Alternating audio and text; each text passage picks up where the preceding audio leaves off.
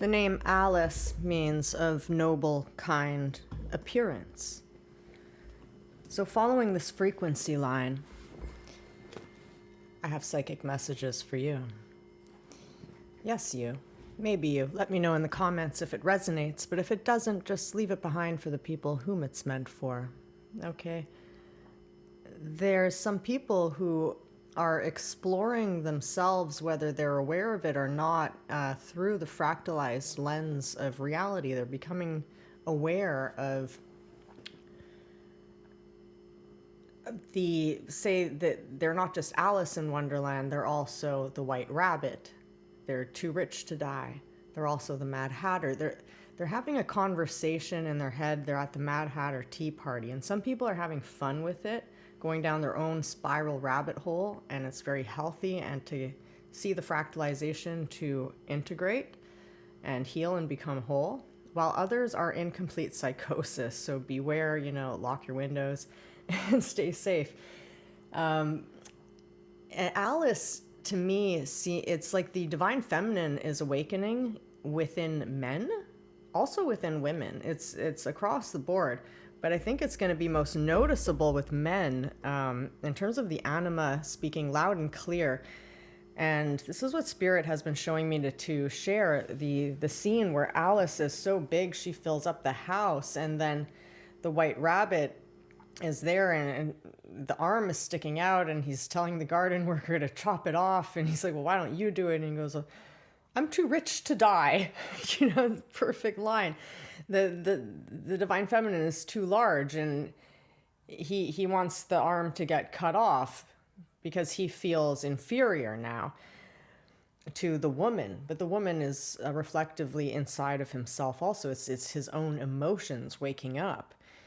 And then they even they throw stones at Alice trying to kill her, and then they turn into little sponge cakes, so she ends up shrinking down super, super tiny. And it's again the lens where they feel very large, and then they shrink their emotions down, and they're nothing, and then they're so small they realize that just a little puppy dog is dangerous, and they're suddenly the small size where they could ride a snail. And then they go and meet the Cheshire Cat, and the spooky scene where it's reminiscent of their childhood with the evil mother making them sneeze with pepper and then saying they're sneezing just to annoy them. This is very metaphorical and symbolic, where the parents are like causing a reaction in the child and then blaming the child for the reaction and attacking them. And then Alice saves the child from the Duchess, and all the characters are the same person. And at the crossroads, realize that this ugly, crying baby is just a pig, and it's not even human, and it just lets it go run away.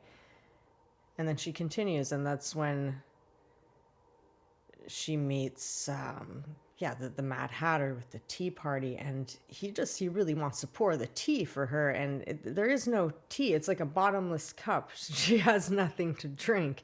It's all very absurd, and they play musical chairs and have a riddle for you. What use is a raven at a writing desk? And nobody knows. And exactly, and well, you should get a haircut. And you should get a haircut. Cut off the past. Because people are going, cuckoo, doo doo doo doo doo doo. Oh, I want to dance with somebody. I want to feel the heat with somebody, yeah. That song has been coming in, and that's how the Mad Hatter Tea Party kind of ends, where the dormouse keeps falling asleep. It's like maybe the people are having dreams, in and out of dreams, with all these different characters within their own mind. And in the end, they want to treacle well. So it's like, instead of water, just like sugar syrup, So they want something sweet, They want to tap in to the feminine sweetness. And how do we get that? And then it all leads back to a change in the weather. And that's what the sweetness of emotions does, and the opening of the heart, and the opening of the diamond, and seeing through the multifaceted eye to reintegrate. All of a sudden, the backdrop changes. And it's another movie scene. Dirty Dancing, Patrick Swayze, and what's her name, Jennifer Grey. And they were like teacher-student and a bit like rough and didn't quite, have enough chemistry, didn't know if it would work. And then the scene that made the whole movie wasn't in the script.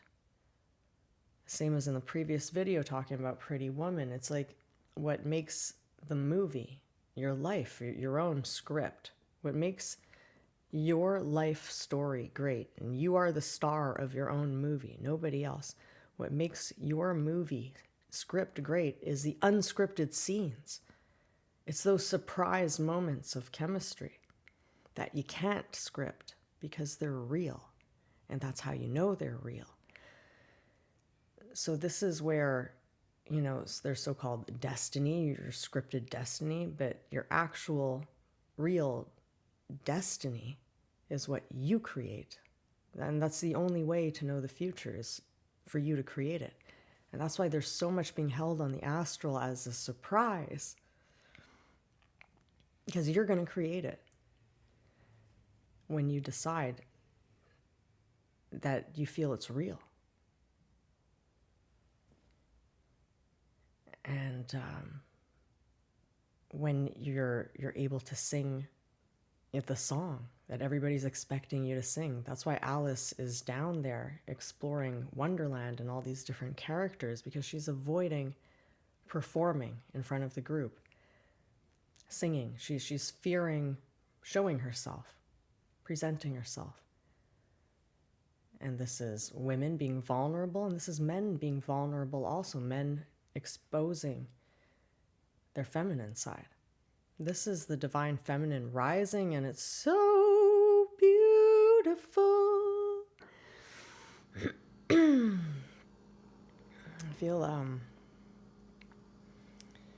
there's lots of energy that wants to come in the left ear.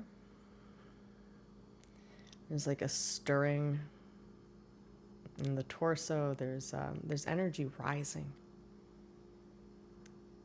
There's an excitement, momentous change is in the air. Ave.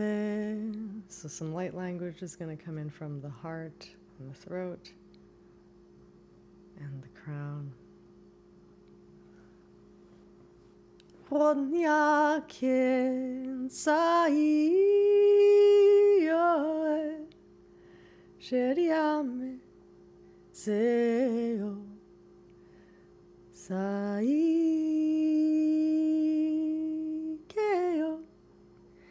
rai shanio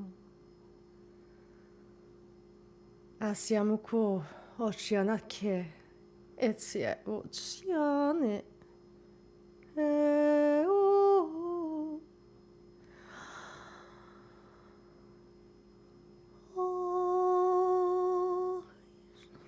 God, Sanya Piana Taiki Sani